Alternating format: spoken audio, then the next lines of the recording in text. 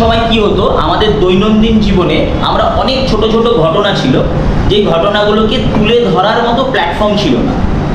এই সোপ অপেরার মাধ্যমে মানুষের জীবনের কোনো জটিলতা, মানুষের জীবনের ঘাত প্রতিঘাত, এগুলোকে তারা কি করতো, ছোট ছোট করে নাটকে স্ক্রিপ্ট করত, তার মাধ্যমে তুলে ধরত। তো এই সাবান প্রস্তুতকারক সংস্থারা তারা প্রথম এই প্রোগ্রামগুলোতে তারা স্পন্সর করেছিল, যেগুলো বাড়ির গৃহিণীদেরকে আকৃষ্ট করার জন্য।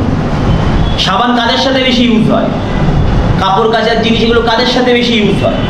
বিজ্ঞাপন কিন্তু এইভাবেই কিন্তু মানুষকে কানেক্ট করে।